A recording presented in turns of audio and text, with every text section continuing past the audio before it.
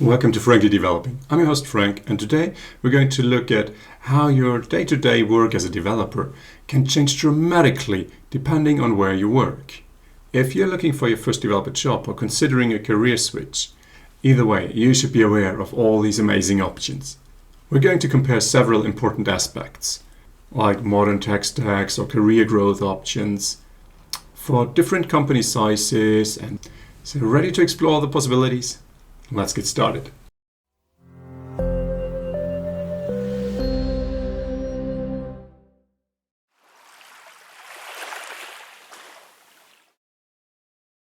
We'll take a look at 5 criteria to evaluate the everyday developer life in various situations.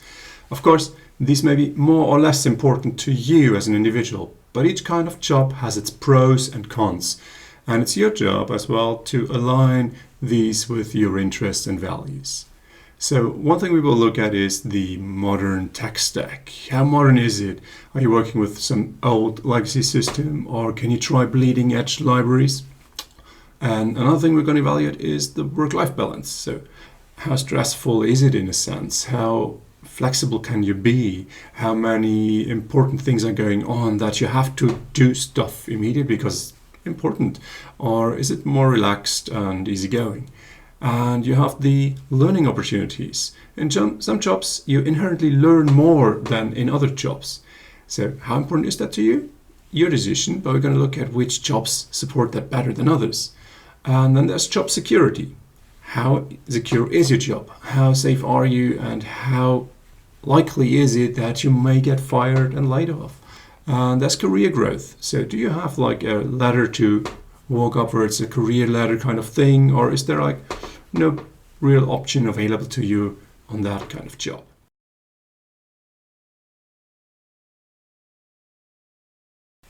So how does the size of an organization or organizational construct impact the life of us developers?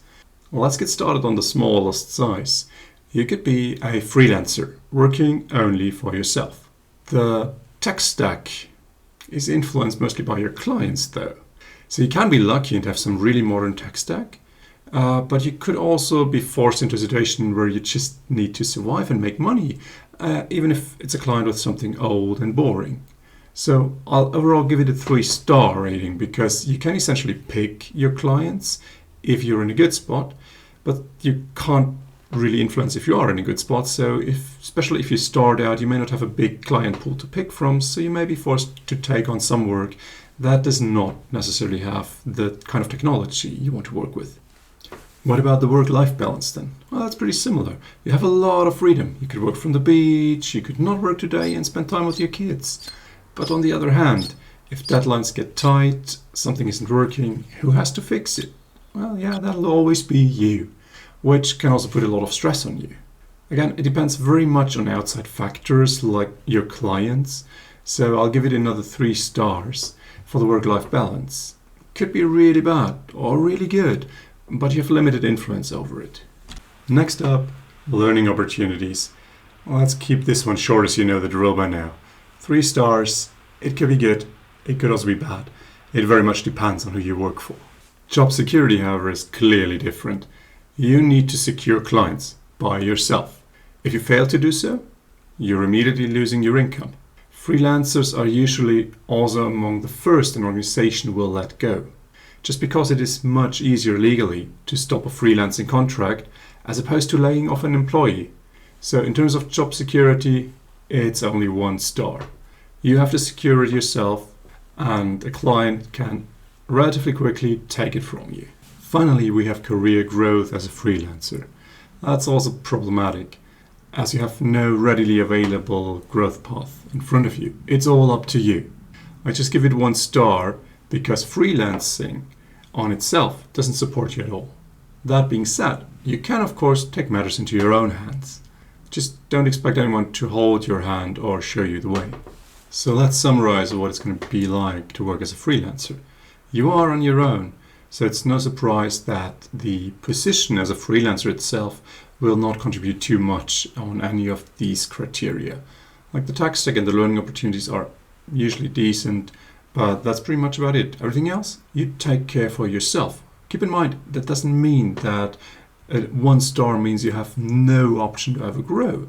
You could be the most famous person in the industry eventually, and you have sky-high hourly rates with a super great job security. But Freelancer, as a job organization, a construct, does not guarantee that or help you towards that. It's your own drive that is needed for that.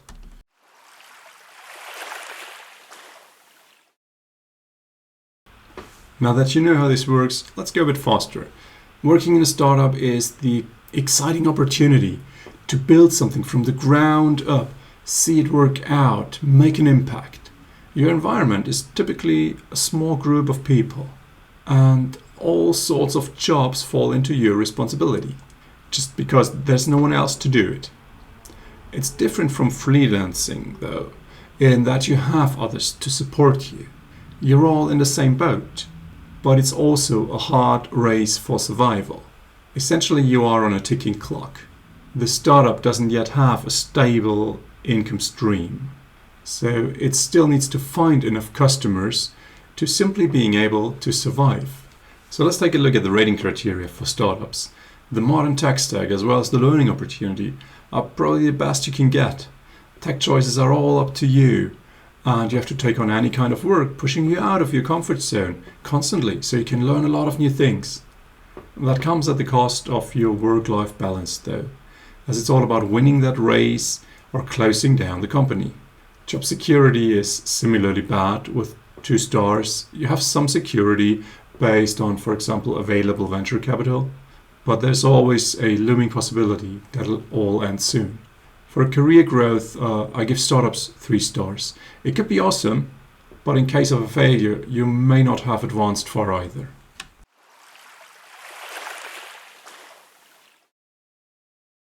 In SMUs, the organization grew past the startup phase. It has secured a stable stream of income and has a solid position on the market. The organization size now also includes many more developers, and you may work among a team of developers. So let's take a look at the criteria as well. For tech stacks, you have no longer the wide range of options available a startup has. There's existing software, there are maintenance needs, but I still give it 4 stars because it can still have a massive influence on decisions. Usually there isn't much hierarchy, so convincing your boss may be all it needs. Work-life balance starts to get really good at this size. There's no more existential threat right around the corner, and fewer people means you know each other and can accommodate to everyone's needs reasonably well. Learning opportunities go hand in hand with the tech stack again. There's less learning by doing, but that is contrasted with the organization taking over the talent development, providing you with trainings and the like. Job security is good as well. Income is stable and there aren't too many developers, so letting go of one hurts. Of course, that can be heavily influenced by the organization being more on the family-owned or shareholder-driven side of things. I also give SMUs 4 stars for career growth. While the hierarchies tend to be rather flat and the career ladder isn't very large, you now have enough people that the organization needs to somehow categorize its workforce. And that means there's a need to define the pathways to get into these categories.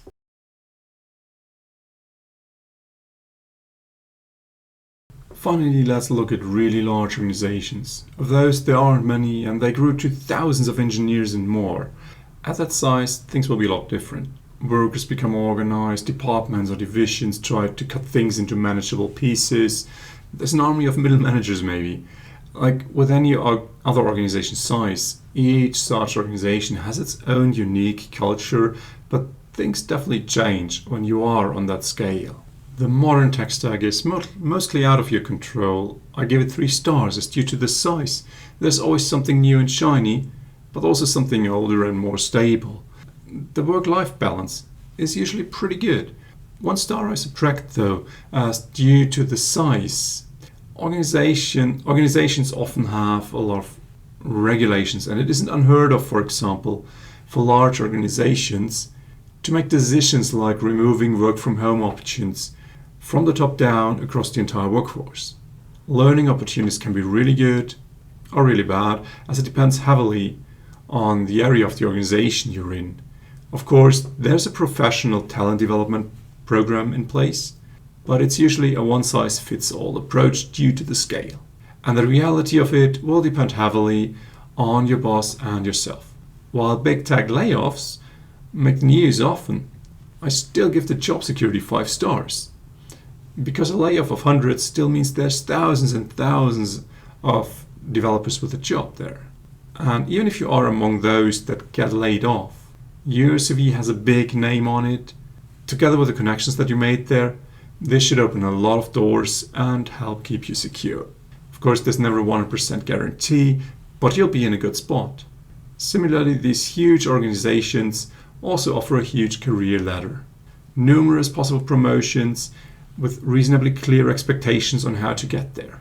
If you want to step up the career ladder, it goes about as high as career ladders go.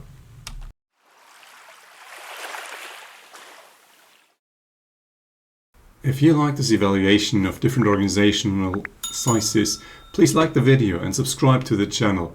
Also, let me know in the comments how you would rate things differently. Of course, you still have to make your own choice. We only looked at 5 different aspects, but there are so many more that may be very important to you. Similarly, each organization is different, and even if I gave something 1 star, I may give 5 stars for a specific company on that aspect. So if you're trying to land a job or change yours, I hope you could take something away from this and use it to find out what will work best for you. Thank you very much for watching and have fun developing.